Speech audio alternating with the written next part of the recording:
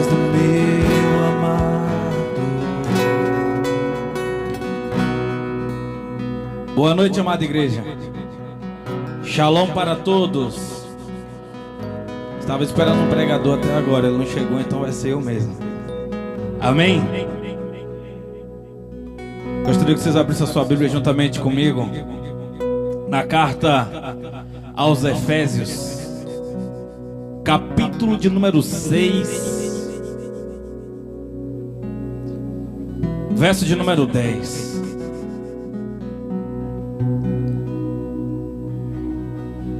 Glória a Deus, aleluia.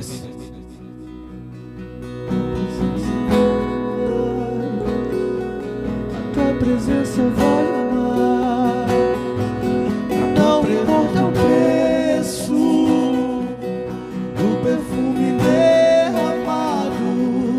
A tua presença vai amar, tua presença vai amar,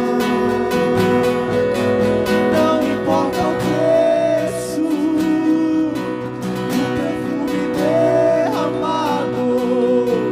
Tua presença vale mais, tua presença vale mais, não importa o preço do perfume derramado. Tua presença vale mais, tua presença vale mais. Amém, amada igreja? Glória a Deus.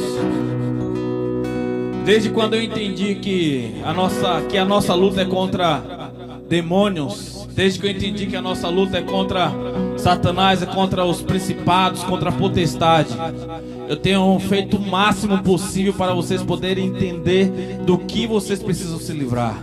Porque Satanás ele tem feito de tudo para poder esgotar a nossa energia, para poder esgotar a sua energia, para que você não tenha força para lutar contra ele. É tudo culpa de Satanás? Não, porque se fosse tudo culpa de Satanás, nós não precisávamos de arrependimento, só de libertação. Então nós precisamos sim de arrependimento pelos nossos pecados cometidos, por tudo aquilo que nós fizermos contra a vontade de Deus. Mas sim, também nós precisamos de libertação em algumas áreas da nossa vida. Na medida que a luz vai chegando, nós vamos entendendo. Às vezes nós achamos que nós já estamos livres e libertos de tudo, e aí a luz vem de algum jeito, de alguma maneira nós não demos a devida legalidade para Deus ele poder mexer, para Deus ele poder estruturar, para Deus poder tirar algumas coisas que nos cercam. Amém?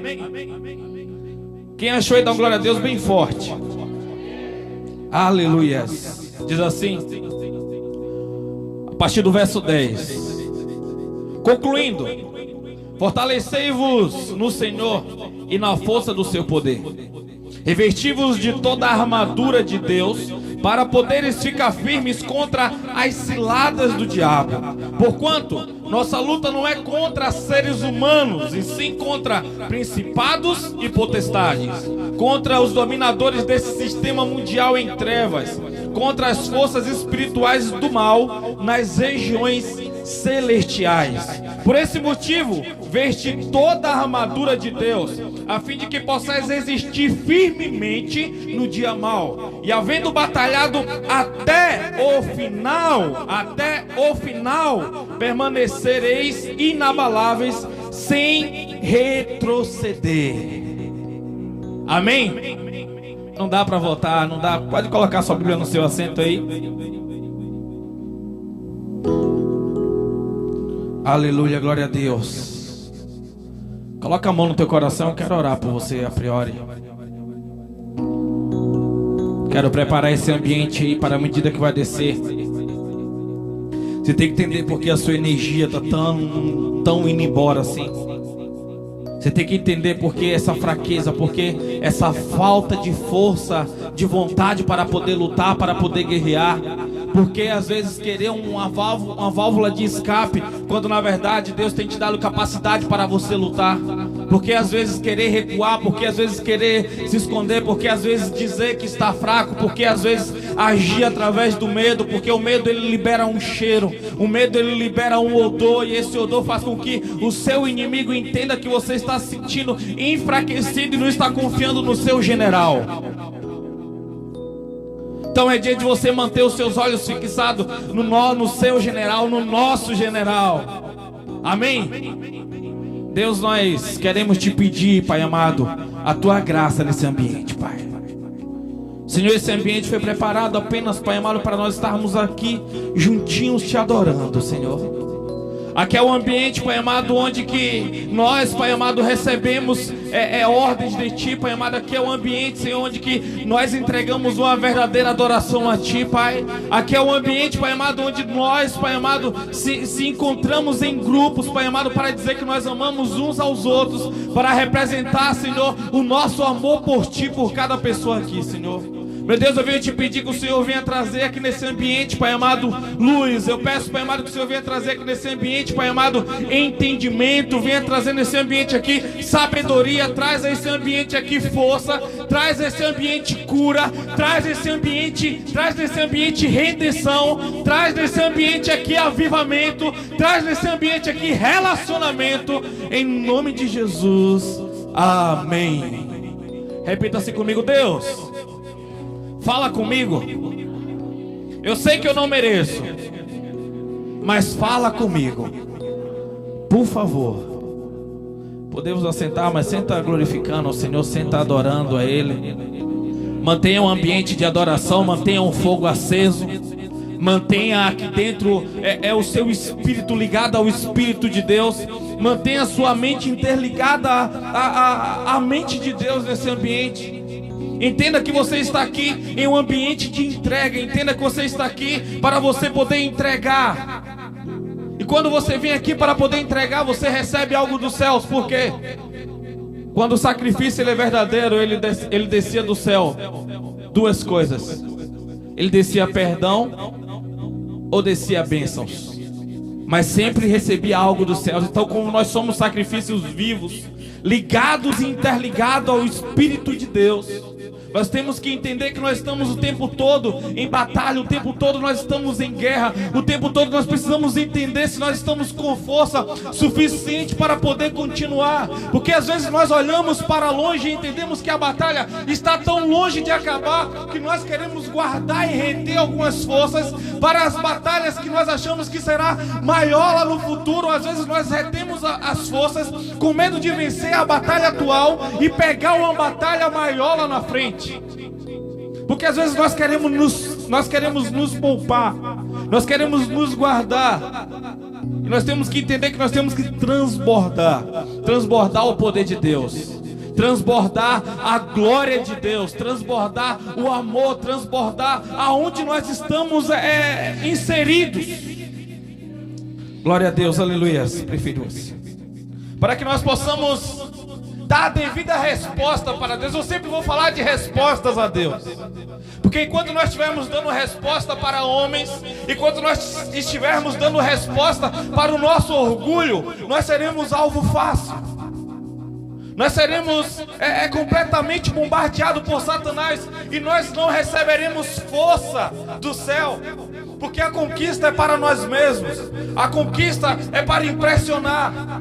E nós confiamos na nossa própria força, nós confiamos nos dons que Deus nos entregou, nós confiamos que nós podemos avançar, nós podemos continuar sem Deus. Como o Saul, chegou um devido tempo que ele conseguiu conquistar o que ele queria, ele conseguiu conquistar o poder, o glamour, ele conseguiu conquistar a bajulação das pessoas. Então ele agora ficou desalinhado com Deus. Ele agora ficou tomando decisões contra as decisões de Deus. Deus falou: Saul, eu quero que você faça isso, eu quero que você mate os agagitas, eu quero que você tenha um coração focado em mim, eu não quero que você pegue todo aquele tesouro, eu não quero que você pegue escravos, eu não quero nada daquele povo. Deus estava dizendo bem assim: eu não quero que você crie dependência em nada. Eu não quero que os seus olhos brilhem com aquilo que o seu coração almeja. Mas eu quero que você confie em mim. Foi eu que te levantei, Saul. Foi eu que te levantei, Saul. Foi eu que te guardei até aqui. É eu que tenho te promovido. E eu digo para você não fazer isso. Saul, ele falou: não, eu vou dar um jeitinho. Não ache que você vai surpreender a Deus, no bom sentido da palavra, com desobediência. Não acha que, não, mas eu vou fazer, Deus falou para não fazer, mas eu vou fazer, no final Ele vai me perdoar. Não, eu vou fazer porque no final ainda isso aqui eu vou entregar a Ele.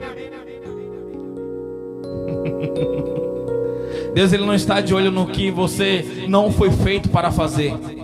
Deus, Ele quer de você só exatamente o que você foi chamado para fazer, mas que você faça com o seu coração, que você faça com toda a sua energia, que você faça com toda a sua força, que você faça com toda a sua dedicação, com todo o seu amor. Mas quando nós estamos no meio de uma batalha, quando nós estamos no meio de uma luta, e Satanás entende que nós somos inimigos dele, e ele é todo paciente, porque Satanás, ele não consegue vencer aquele que está cheio do primeiro amor.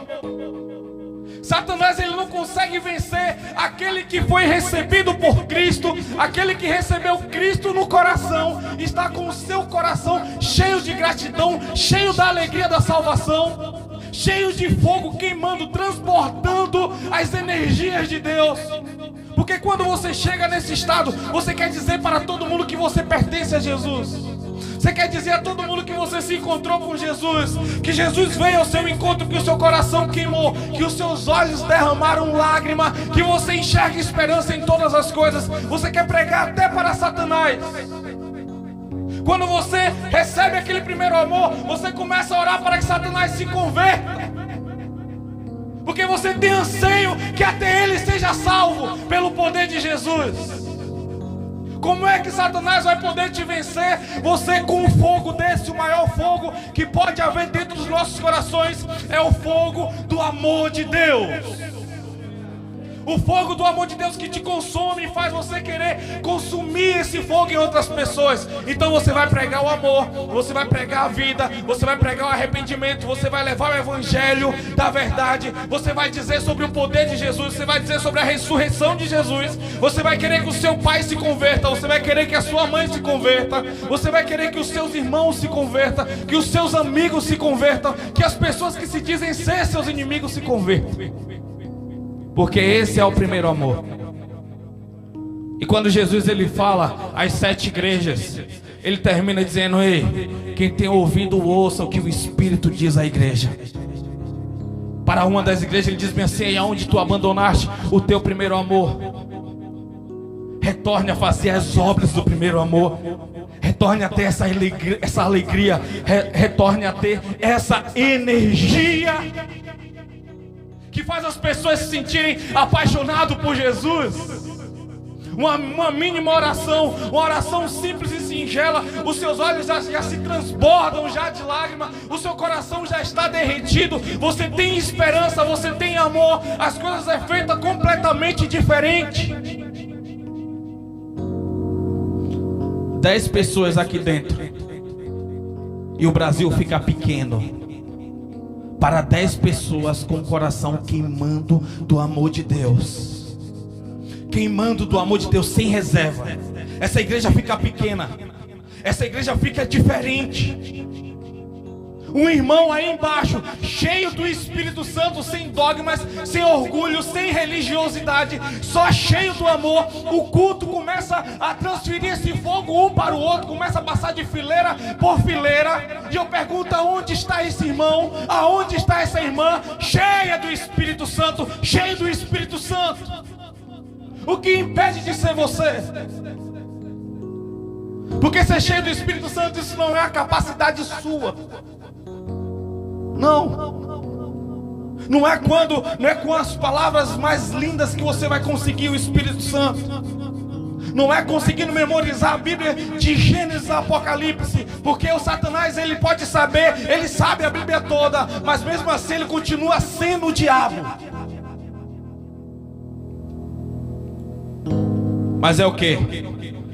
É um coração quebrantado, é um coração singelo, é um coração contrito, é um coração com amor. É você querer que as pessoas sejam salvas, é você desejar, você almejar isso. Satanás, ele faz de tudo para poder esgotar as energias que você recebeu, para você guerrear e conquistar aquilo que o Senhor chamou para você conquistar. Vira para esse irmão aí do seu lado e diz assim: você tem um DNA de conquistador. Vira para o lado, se ele não viu, vira para o outro. Tem alguém mais atento do que ele aí, alguém vai falar. Você tem um coração, você tem um DNA de conquistador. Você tem que entender isso.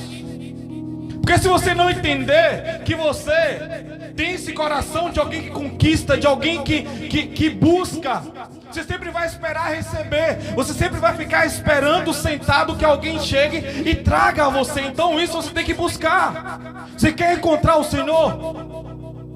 Buscar-me-ei e me acharei. Vamos lá, Jeremias 3:33, para nós lermos na íntegra. Eu já entro na mensagem. Não ache que porque não era eu que ia pregar que eu estou despreparado, não. Eu entendi duas coisas. Nós temos que estar preparados para duas coisas: para morrer e para pregar. Nós chegamos no culto aqui sábado, fizemos um culto em uma das casas do SAP. Nós fizemos um culto na casa só quer chamar de Dona Mocinha, misericórdia. Na casa da irmã Raquel do Louvor, ela pediu um culto lá e a gente foi. E Gabi tá lá, né, mó? Ah, não, porque vai ser tal hora, não sei quem, faça o quê. Falei, Gabi deve preparou a espada para pregar, né? Na hora que chega lá, quem vai pregar? Um olha pro outro. E Deus, ele derramou o maná naquele ambiente. Amém? Amém? Glória a Deus, aleluias. Pediu o quê? Jeremias? Glória a Deus. Tem crente aqui hoje? Glória a Deus. É 33:3, igreja.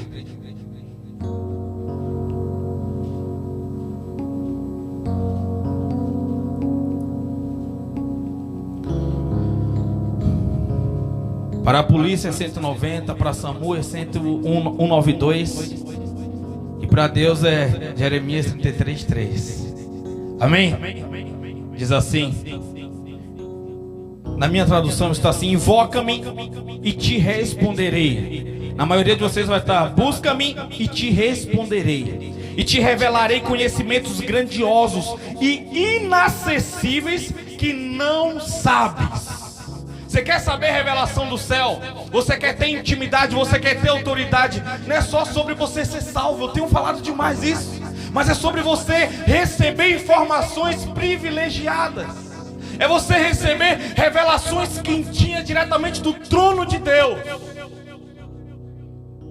Porque Deus, ele tem um relacionamento, ele tem uma intimidade para com aquele que tem um vínculo de justiça com ele, um vínculo de intercessor. Quando ele quis destruir Sodoma e Gomorra, ele passou a pé na casa de Abraão.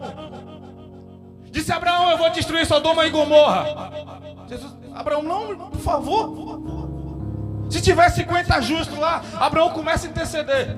Não tem, 50 justos não tem. Ele vai abaixando 45, 40, 30, 35, 10, 5. Sobrou quem apenas? Sobrou apenas Ló. Por quê? O que é um justo? Um justo aqui não está falando de uma pessoa boa, mas está falando de uma pessoa justificada.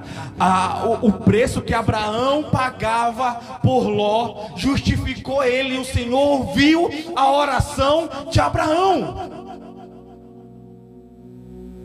Você entende quando a Bíblia diz que o esposo santifica a esposa e a esposa santifica o esposo? Através da oração, através da comunhão. É por isso que o sexo foi algo dado por Deus para o homem.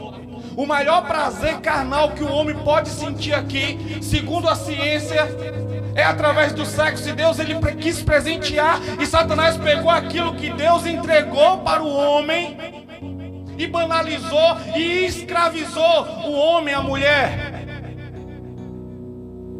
A única coisa que libera mais prazer é uma pedra de crack, que dá prazer 20 vezes mais do que uma relação sexual. O nível de dopamina é muito maior, e a pessoa acaba se tornando diciciosa, ela acaba se tornando viciada, porque ela não tem controle para aquilo.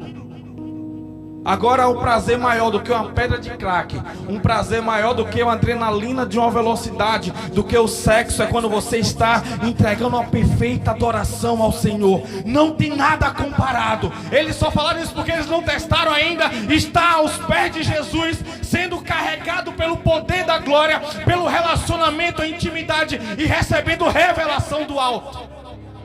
Quando a isso, nada comparado. É por isso que a gente ficou tão doido, tão louco, abandonou tudo e vem aqui adorar, vem aqui cultuar. Foi isso que me pegou um dia. Não foi eu que falei, eu agora vou ser pastor. Não! Eu sou incapaz de fazer isso. Eu ia viver a minha vida doidado e já estava morto, com certeza, uma hora dessa, de tão idiota que eu era. Porém, um dia ele resolveu derramar um pouquinho do amor dele dentro da minha garganta, dentro da minha boca, no meu espírito. E isso aí me deixou doidão por ele. E é por isso que nós estamos aqui hoje, no meio de tanta luta, no meio de tanta guerra. A primeira coisa que Satanás ele faz para poder esgotar as energias, para conseguir te vencer ao longo do tempo, é quebrar a sua intimidade com Deus. É quebrar o seu relacionamento com Deus. Porque quando ele consegue isso, ele te afeta. Quando você perde o seu relacionamento com Deus, você fica agora vulnerável. Você agora perde o seu prazer de orar. E orar é um mandamento. A Bíblia diz: orai sem cessar. É um mandamento. Não está dizendo, se possível, não está dizendo orai sem cessar. Eu conheço um homem nos livros, nos Heróis da Fé, que ele não passava mais de 5 minutos orando, mais de 10 minutos orando. Mas também ele não ficava mais de 10 minutos sem orar. Você entende que é você ter uma mente intercessora, você ter uma mente abençoadora, você participar dos milagres na vida das pessoas. Segunda-feira eu fui em Itanhaém e quando eu voltei, tinha uma criança de aproximadamente 7, 8 anos atropelada no asfalto. E naquele momento o meu coração foi de orar por aquela criança. Era impossível parar, não tinha como. A viatura já estava isolando o lugar, nem o socorro tinha chegado ainda. E meu coração naquele momento queimou, como se eu tivesse ficado ali com aquela criança. Continuei o percurso da viagem orando por aquela criança, participando. Às vezes eu encontro com alguém muito endiabrado no trânsito e às vezes eu começo a orar por aquela pessoa que eu não sei qual é a batalha, eu não sei qual é a luta que ela está enfrentando. Às vezes nós vamos em um lugar e nós somos mal recebidos pela pessoa e minha primeira ideia é orar. Se eu vou lá 2, 3 vezes, eu pergunto se ela não está recebendo salário para trabalhar. Esse sou eu. Mas a ideia a priori é a gente estabelecer o reino através, porque nós temos que entender que nós recebemos um espírito de pacificadores. Nós recebemos um espírito daquele que chega no ambiente para dar resposta, porque nós somos a resposta de Deus para essa geração. Você é a resposta de Deus para essa geração. Talvez você não se enxergue assim, talvez você se enxergue ainda pequeno, alguém ainda sem saber nem quem é você ainda. Se você não sabe quem é você, eu vou te dizer nessa noite: você é uma resposta de Deus para as pessoas que dividem o ambiente com você. Você é uma resposta de Deus. Repita comigo: eu sou uma resposta de Deus. Repita mais alto para Satanás ouvir. Aleluia, glória a Deus. Quando você entender isso, as coisas vão ficar tão mais simples, as coisas vão ficar tão mais fáceis de entender. Porque a oração é o lugar onde você se conhece. Você sabe por quê? Quando você se conhece na oração, quando você vai pedir por alguma coisa assim que é grande para você, aí você... mas não estou com essa moral toda. Eu vou ligar para o irmão fulano de tal orar por mim. Eu vou ligar para o pastor. E não é errado, não é errado. Eu oro, às vezes eu ligo para alguém orar por mim. Eu sou humano. Pastor não é um semideus, entenda isso. Tem os meus intercessores que eu falo, cara, ora aí. Ou faz o seguinte aí, eu preciso desabafar e eu só ligo, não quero conselho, não quero nada, só me escuta e eu libero. E tem os dias deles também. Diogo, segura. E aí eu escuto. Aí terminamos, vamos orar juntos. E ali a gente ora e é fenomenal. Você tem que ter parceiros de oração. Você tem que ter pessoas que te conhecem a sua fraqueza, pessoas que conhecem aonde é que você tem maior problema, pessoas que sabem das suas dificuldades. Esse é o evangelho, esse é o reino. Você tem que mostrar o seu lado humano para alguém. Por favor, peça ajuda, peça socorro. Só tem um jeito de nós provarmos que nós amamos Deus. É quando nós amamos as outras pessoas. É quando nós se importamos com as outras pessoas. Porque quando você não se importa com as pessoas, você começa a enxergar para ela com aquele olhar de altivez. Você começa a enxergar para as pessoas como se elas fossem indignas. Você começa a olhar para as pessoas com desprezo. Essa é a palavra correta. Você agora despreza as pessoas. Você começa a enxergar em cada uma pessoa o que ela significa para você naquele momento. E nós não podemos estar ligados ao que você significa para mim hoje. Eu não posso olhar para o Léo e dizer o que Léo significa para mim hoje. Nós temos uma história juntos.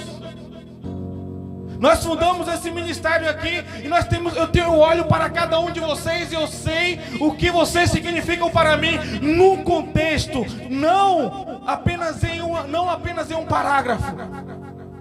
Nós temos que entender, porque se nós tivermos essa mente, um dia eu vou entender o dia que a Gabi cantou aqui e o meu coração queimou, o dia que a Gabi cantou aqui e eu fui curado, o dia que o Léo tocou, o André, ou seja lá quem foi que estava aqui. Eu não posso enxergar por parágrafos, mas existe um contexto, existe uma história. Deus não olhava para Pedro por parágrafo, porque se Jesus não olhava para Pedro por parágrafo, porque se Jesus olhasse para Pedro por parágrafo, ele só lembraria de um Pedro o traindo, de um Pedro o rejeitando, de um Pedro tentando salvar a vida dele. Mas o olhar de Jesus para Pedro, na última vez que o galo cantou, foi olhar assim: nós vamos se encontrar de novo. E quando nós se encontrarmos de novo, tu serás o pastor, você será o responsável pelos seus irmãos. Não se preocupe, você achou que estava preparado, mas você ainda não estava preparado, você ainda não estava pronto. Mas eu não estou investindo apenas nesse parágrafo. Nós temos um livro, e o meu nome está escrito no livro da eternidade, e o seu nome está escrito no livro da eternidade,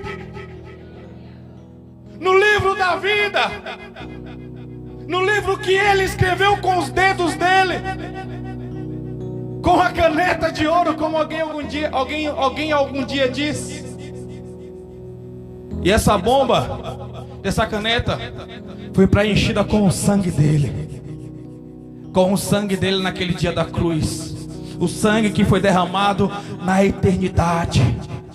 O sangue que separou a eternidade. Até o ateu ele tem que dizer, ele tem que confessar que existe um antes de Cristo e o depois de Cristo. No calendário dele, na história dele, o mundo foi marcado com o antes de Cristo e depois de Cristo. Chega, taralabra, labada, cantor. Você tem que entender qual é esse general que te chamou, qual é esse guerreiro, qual é esse Deus todo-poderoso, cheio de compaixão, cheio de empatia, cheio de amor. E quando você se presta a orar, a coisa que Satanás mais te para, a coisa que Satanás mais te segura, a coisa que Satanás mais diz que você é indigno, Quando você tenta dobrar os seus joelhos, você tenta fechar os seus olhos e a sua mente começa a vaguear, a sua mente começa a se perder, vem sobre você várias acusações. Eu quero falar um negócio com você nessa noite. Não aceite ser cobrado por pecados confessados e deixados para trás. Não aceite, porque dos seus pecados o Senhor não se lembra mais. Você já confessou a Ele. Você já não aceite. Quando Ele vir cobrar, manda Ele calar a boca. Existia um homem que ele morava dentro de uma casa que não era muito bonita. Essa casa tinha passado por uma reforma fazia muitos anos. E o senhorio daquela casa, ele cobrava aluguéis absurdos. Ele vinha assim dizer: hoje é dia do aluguel. Não, mas eu paguei o aluguel ontem. Não importa, estou querendo cobrar de novo, eu sou dono da casa. E aí de repente ele chegava dentro daquela casa e dizia assim: olha, sabe de uma? Eu vou mudar aquele móvel de lugar, eu vou levar aquele móvel. Chegava e levava aquele móvel. Ó, tem comida na despensa, ele entrava ali, pegava ali aquela comida e saía. Livre acesso. Aí um dia um homem muito bom chegou e falou assim: olha, eu vou comprar essa casa aí. Vou comprar essa casa e vou pagar o maior preço da história. Vou dar minha vida por essa casa aí. E ele deu a vida dele. Ele ressuscitou. Ele reformou toda aquela casa, pintou, colocou as melhores coisas. Ele disse bem assim: olha, você é o dono dessa casa, mas você quer morar nela? Você quer morar nela, você vai ter que deixar que eu more aí dentro com você.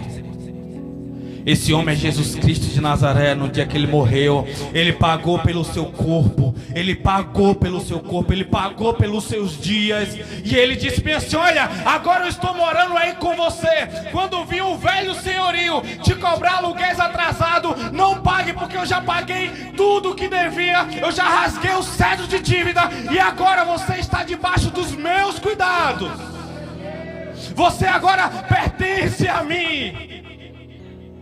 Não aceita Satanás vir te cobrar para que você não tenha autoridade na hora de orar, para que você não tenha humildade na hora de orar, para que você se sinta inapto para orar.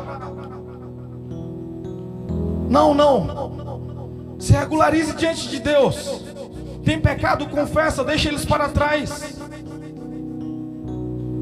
Porque quando você vive sem oração, você vai viver uma pessoa desanimada para poder orar. Quando você vive sem oração, você vai ser alguém que sempre vai depender de alguém. Vem aí agora, oração da meia-noite. Passa o Pix e eu oro por você.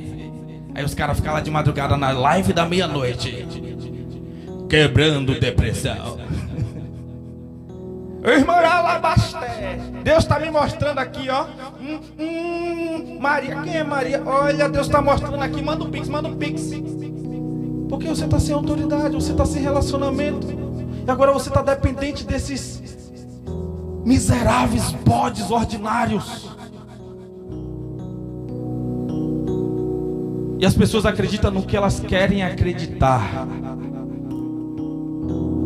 Ah, já não estou bem mesmo com Deus, eu vou lá ver o meu tarô. Eu já não estou bem com Deus mesmo, então vou na casa de mãe menininha. Porque se Deus não me der aquele homem, o diabo me dá. Se Deus não me der aquela mulher, o diabo me dá. Vou enterrar aqueles frangos, vou acender as velas e vou... Ei, tem crente demais.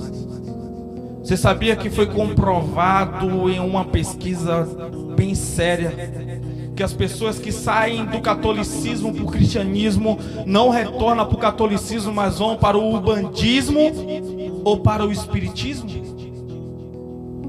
Porque é um poder sem compromisso.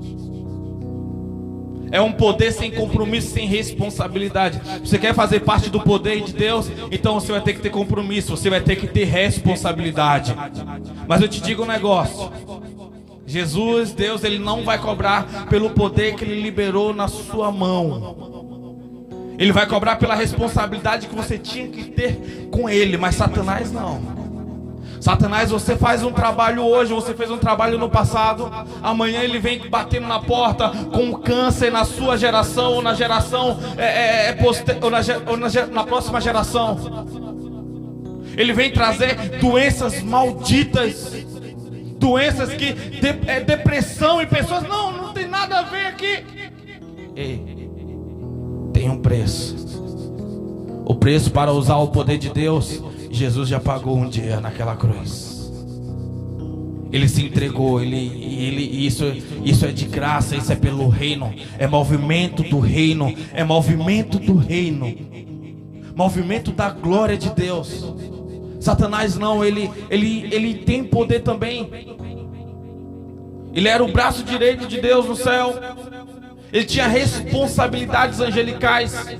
Por isso que a Bíblia está dizendo que a nossa briga é contra potestades e principados. Está falando de hierarquia, está falando de organização, está falando de controle, está falando de poder, está falando de saber o que está fazendo. O reino das trevas sabe o que está fazendo. Ele tem total ideia do que ele está fazendo. Agora, quando você perde esse relacionamento, quando você para de orar, você perde o amor pelas pessoas. Você perde o amor pelas pessoas que não podem te oferecer nada. Você agora se torna apenas uma pessoa interesseira. O que é uma pessoa interesseira? É aquela que faz coisas esperando benefícios das pessoas que podem devolver algo para ela. E nós temos que entender que tipo de pessoas nós estamos sendo esses últimos dias. Porque quando a pessoa, segundo princípio que Satanás faz para poder esgotar sua energia, você vê erro em demasia nas pessoas. O erro das pessoas sobressai aos seus olhos. Você vê os maus hábitos das pessoas, os maus costumes dela. E às vezes você tem aqueles mesmos maus hábitos.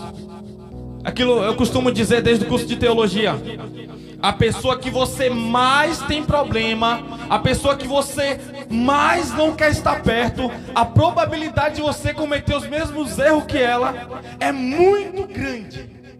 Aquela pessoa mesmo que você lembrou agora, você tem uma grande capacidade de ser igualzinha a ela. É por isso que você não suporta ela, porque no fundo você não se suporta, mas você tem que conviver com você mesmo.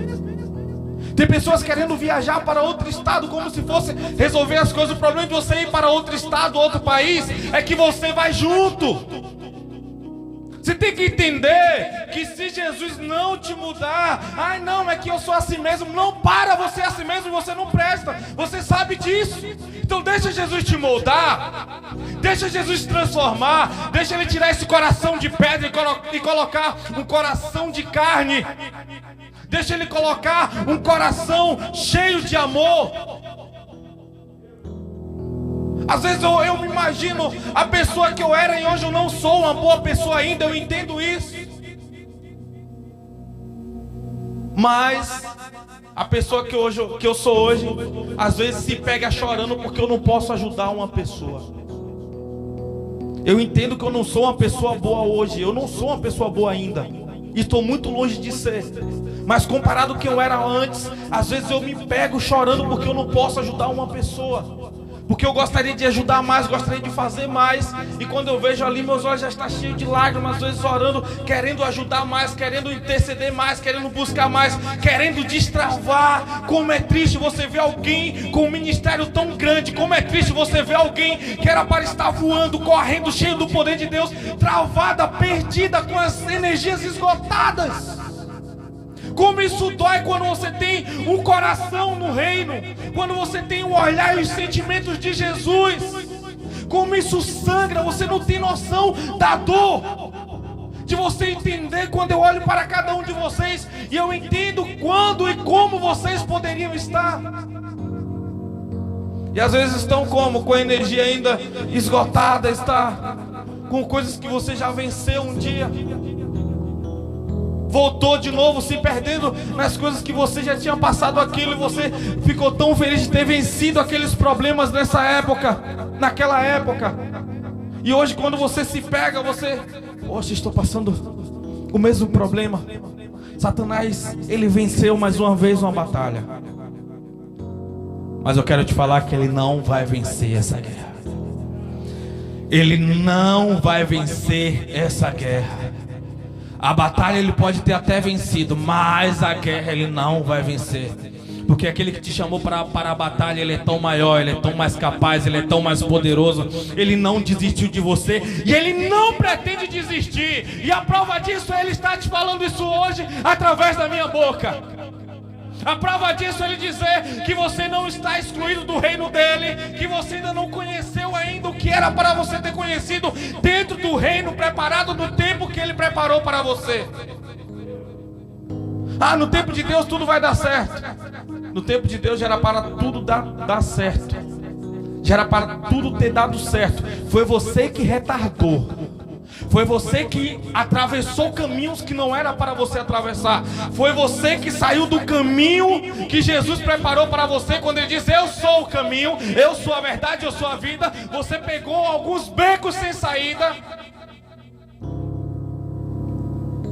E agora a decisão é sua. Você vai sair desse beco sem saída ou você vai ficar parado nele? Até quando? Até quando você vai ficar dentro desse beco? Quando tem uma voz te gritando, vem meu filho, volta para o caminho. Volta para o caminho. Volta para o lugar que eu preparei para você. Só que está falando de voltar. Não está dizendo que ele vai lá te buscar, mas ele está dizendo que ele vai te dar forças para você retornar. Ou seja, se vai ter que retornar, quer dizer que vai ter um caminho para você andar até que você chegue no caminho da onde você saiu. E o retornar por esse caminho que as pessoas não têm forças para poder fazer. É esse caminho de humilhação, é esse caminho de rejeição.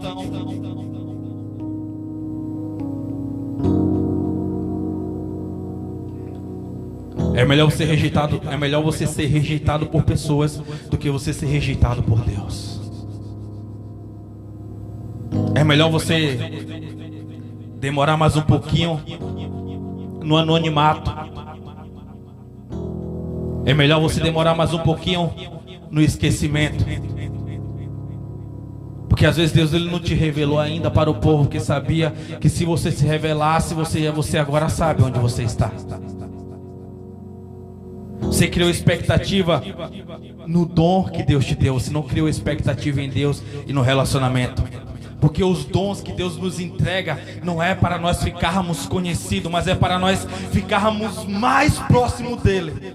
Para nós termos uma intimidade maior. Para nós termos um relacionamento maior. Para nós termos a maior compreensão. Para nós podermos arrastar outras pessoas que não estão compreendendo, que não estão entendendo.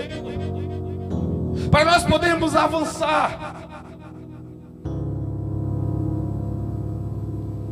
Você tem que se lembrar de onde Deus te tirou. Você tem que se lembrar do que Deus ele já fez ao longo de todo esse tempo, de tantas coisas você disse que ele fez. E talvez hoje você não está recebendo o que você queria receber. E o problema é que quando você vê erros demais em pessoas, agora você se torna um julgador. Abra sua Bíblia comigo no livro de Mateus, capítulo de número 7. Quem está sentindo a presença dele aqui nesse ambiente?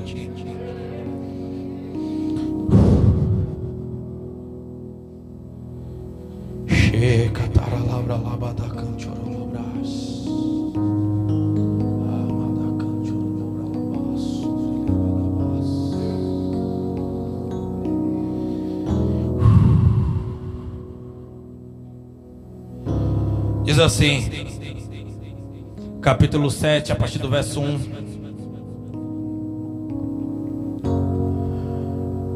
Não julgueis para que não sejais julgados, pois com o critério com que julgardes, sereis julgados. E com a medida que usardes para medir a outros, igualmente medirão a vós. Por que reparas tu o cisco no olho do teu irmão, mas não percebes a viga que está no teu próprio olho? E como pode dizer a teu irmão: permita-me remover o cisco do teu olho, quando há uma viga no teu? Hipócrita! Tira primeiro a trave do teu olho, e então poderás ver com clareza para tirar o cisco de teu irmão. Sermão do Monte, Jesus falando isso. Imagina ele gritando: hipócrita. Tem hipócrita aqui, igreja? Eu sou hipócrita. Muitas das vezes eu olho assim, quando eu vejo, meu Deus do céu, meu Deus do céu, o que é que eu estou falando? Aí eu vou para o lugar de redenção, vou para o lugar de humilhação. Opa, falei demais. Opa, Senhor, olha, você não sabe como isso atrasa o meu devocional. Você não sabe quando essas coisas acontecem, como eu atraso o meu relacionamento. Porque em vez de eu já estar conversando e dialogando, eu agora estou tendo que entregar sacrifício, vamos usar esse termo, de arrependimento. Tenho que estar ali agora entendendo: falhei mais uma vez, Pai, estou aqui mais uma vez. Olhe. E você ter força para fazer isso, às vezes você acha que é algo normal, e não é normal, porque você não tem feito isso com a prática que era para você ter feito. Você sabe disso. Você não tem ido primeiro no altar de arrependimento. Você não tem ido primeiro fazer aquele checklist para saber como você está hoje diante de Deus. Porque não é sobre apenas eu fui perdoado um dia, está ok.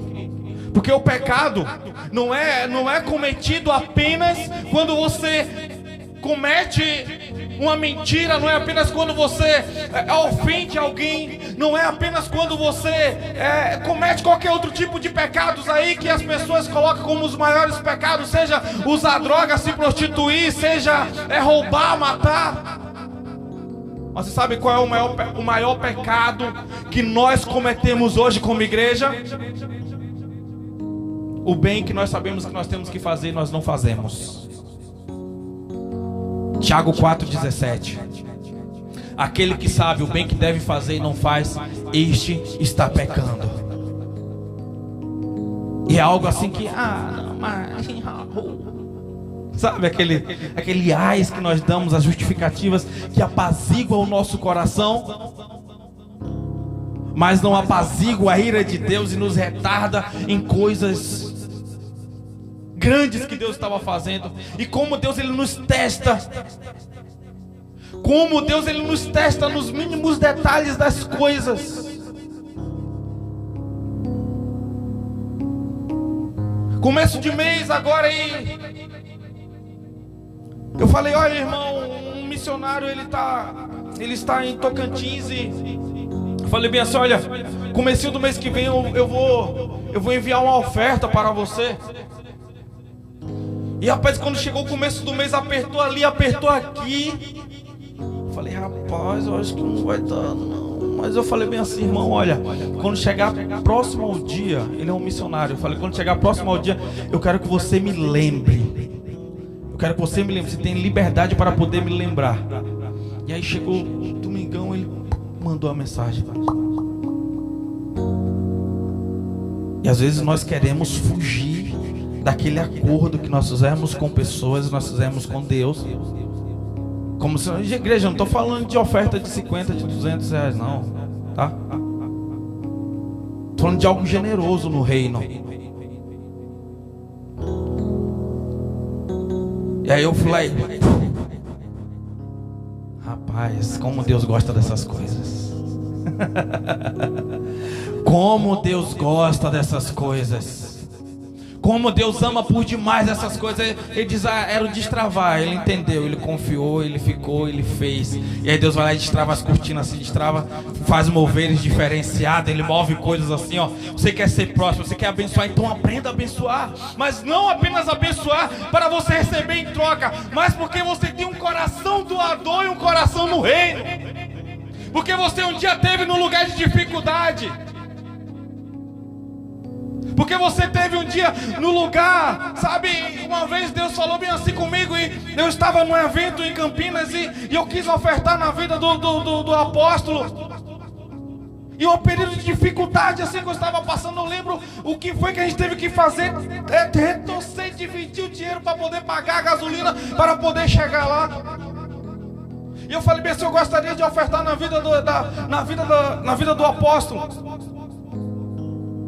E sabe, só que o valor era tão pequeno, tão curto, que eu fiquei com vergonha de chegar lá e ofertar. Aí Deus falou, não, você está ofertando no reino não é a quantidade, é a porcentagem. Você sabe qual é a diferença da quantidade para a porcentagem? Porque quantidade, às vezes, João tem R$1 milhão, ele vai lá e oferta R$1.000 para alguém. Para aquela pessoa foi muito, mas para João não foi nada, que tinha R$1 milhão. De R$1 milhão ele fez aí uma oferta de 0,00%. E de repente alguém tem R$10, aí vai lá e oferta R$5. Para Deus, quem foi que deu mais? Para Deus, quem foi que deu mais? João, que tinha 1 milhão, ou Joaquim, que tinha 10? Joaquim. Porque Deus, ele entende a intenção do teu coração. Ele conhece a intenção do teu coração. Eu lembro-me quando eu falei, Deus, eu quero que o Senhor um dia me dê condições para eu poder ofertar pessoas que precisam realmente. Igreja, porque quando você para olhar a vida de um missionário, você fala bem assim, poxa, mas foi ele que escolheu ser missionário. Mas a igreja tem essa função de cobrir os funcionários, os missionários, funcionários do reino. Sim, porque um filho de um missionário não pode estudar em uma escola particular. O missionário não pode ter um carro. A ideologia que implantaram na nossa mente, que o missionário tem que ser miserável. E uma das provas dessa hoje se você quiser casar de graça, você pode dizer que você é um missionário e no cartório, porque é um voto de pobreza. Porque um dia falaram que os missionários, eles são miseráveis, mas foi ideia de Satanás e da religião. Não a ideia do reino, não a ideia de Jesus, não a ideia do primeiro missionário chamado Abraão. Que Deus disse, abençoarei os que te abençoarem e amaldiçoarei os que te amaldiçoarem. Ser tu uma bênção. O cara era tão abençoado que as pessoas davam coisa para ele. Ele queria comprar coisas que não podia, porque as pessoas entenderam o que é que ele carregava e como ele carregava. Você entende princípios básicos e mínimos do reino? Você entende princípios miseráveis que às vezes você não entende? E Deus, ele quer honrar essa geração. Deus, ele quer honrar essa geração. Quem estava no monte no dia do Sabuó? No dia que a gente foi lá, que um homem veio, o Arnaldo estava, que eu me lembro aqui, a Gleice, quem mais? A irmã Rô, o Luiz, e cara, chegou um cara do nada lá. Deus tinha me dado uma visão de madrugada. Uma visão, não, um sonho. E nós estávamos lá no monte. Nós estávamos lá orando e de repente eu comecei a contar a visão. Falei, cara, e o cara era assim, ele estava com a jaquetinha de couro, o chinelo arrastão e de repente a calça jeans azul. E de repente eu estou contando a visão e contando as características. Eu de costa, sobe aquele homem, igual eu falei. Eu só lembro de uma pessoa apontando assim, ó. Olha quem está subindo ali, pastor. Olha quem está subindo ali. E aquele cara chega lá em cima e diz, olha. E na época nós nem pensávamos em um ministério. E aquele homem chegou e disse, olha, Deus mandou vir aqui só para poder ungir você. Subiu com uma garrafa de azeite, aquele azeite galo. Não sei da Caju não. Ele subiu. E quando ele chegou lá, ele falou, vim aqui ungir você. Deus está entregando uma igreja na sua mão. E as pessoas que participarem de lá e entenderem a função dela e serem generosas, elas vão ser muito próximas. Quem se lembra? Quem se lembra? Cara, e esses dias eu estava lembrando disso. Tem uma pessoa aqui do nosso ministério, um jovem aqui do nosso ministério. Hoje ele está morando em Sorocaba. É uma das pessoas mais generosas hoje com o nosso ministério. Deus, Ele está movendo de um jeito que eu vou te falar, cara. Talvez você não está entendendo o princípio dessas coisas. Isso aqui não é... Eu não estou falando sobre... Vocês me conhecem. Eu não estou falando sobre algo para poder amolecer o coração de vocês, para vocês começarem a ofertar, não. Sabe por quê? Nós estamos andando junto há 4 anos. E os 2 primeiros anos eu não queria nem que falar sobre dízimo e oferta aqui na igreja. Porque existem tantas igrejas que só querem isso das pessoas, que o foco é só isso, que eles não se preocupam com a alma das pessoas. Os pastores não oram de madrugada pela vida dos membros. Os pastores não têm um momento devocional. É aquela mensagem michuruca de 15 minutos, ou todo dia tem um pregador diferente, porque ele não tem mais intimidade. E quando ele vai pregar, aquela pregação cansada e retrocida, batida, porque não tem uma intimidade. E nós temos esse privilégio hoje aqui. Nós temos esse privilégio de entender o que está se passando, o que está acontecendo dentro desse ministério. Eu sou prova do que está acontecendo com algumas pessoas aqui dentro, que está entendendo, e os que não estão entendendo, eu também tenho enxergado e tenho visto. Eu tenho visto e tenho sido prova. Há 2 meses atrás, aproximadamente, deram um golpe em uma irmã aqui de 150 mil reais. E quando a irmã me ligou, você tem ideia, a gente resolveu, nem de advogado a gente precisou. Foi o dinheiro todo ressarcido. Todo ressarcido. A primeira coisa que eu apresentei a Deus: essa mulher tem sido fiel na tua casa. Deus, essa mulher tem feito assim. Cara, sabe quando o céu abriu, eu vi a resposta assim? E até o gerente do banco falou: ah, isso não vai. E de repente na outra semana estava lá, tudo resolvido. Tudo resolvido. Terminou, falei: irmã, agora é a sua vez. Quer meter um processo para ganhar dinheiro? Não. Falei: tá bom. Você é muito crente. Aleluia. Glória a Deus. Você entende os mínimos detalhes das coisas, aí você fica. Igreja, ministério, briga espiritual, luta, ela envolve em todas as áreas da sua vida. Você tem que entender que você um dia disse que é cristão, e se você disse que é cristão, você tem que inserir no que o Senhor disse que o cristão faz. Porque Satanás, ele trabalha naquilo que você não faz. Porque naquilo que você não faz, ele pode cobrar. Naquilo que você não faz, ele tem poder, ele tem autoridade para poder arrancar. Ele tem autoridade para poder mexer nas áreas que você não consegue dar respostas a Deus. Se você não consegue orar, você não vai ter autoridade contra Satanás na hora de você expulsar. Você tem que entender o que é que você está fazendo hoje como igreja. E para nós encerrarmos, quantos minutos já, Antônio? Só para eu saber quanto tempo já preguei. Meu Deus, já preguei 57 minutos. Vamos terminar no domingo essa mensagem. Amém? Se Deus não der outra mensagem. Mas eu quero orar com você. Só para eu encerrar a pregação aqui de hoje. Tinha tanta coisa para falar ainda. Para quem não ia pregar hoje. Glória a Deus, aleluia. Eu quero trazer só isso aqui para você. Para você se conectar. Você quer vencer o desânimo, você quer vencer Satanás. Só para você não sair apenas com o que Satanás está trabalhando. Aprenda a ser um adorador. Porque o adorador, ele tem um coração regozijado no Senhor. O adorador, ele liga o espírito dele com o espírito de Deus. E adoração é diferente de oração. Porque na oração você pede, na oração você se arrepende, mas a adoração é algo já exclusivo e limpo, ligado e sendo entregue para Deus através do Espírito Santo. Você entende? A adoração, ela é diferenciada. Então eu quero desafiar você até domingo aqui. Eu quero que você ore. Eu quero que você ore. Ore não, eu quero que você adore 1 hora por dia. Olha o desafio, adorar 1 hora por dia. Como? Você vai preparar o ambiente, você vai orar primeiro. Você vai ter o seu cantinho de arrependimento. Você vai entregar tudo aos pés de Jesus. Você vai deixar tudo aos pés dele e você vai começar a adorar. Pegue aquele hino que você se sensibiliza mais com ele. E Deus falou algo no meu coração muito forte. Não é eu que vou te passar o hino, porque cada um, Deus tem um jeito diferente de trabalhar. Deus tem um jeito diferente de fazer.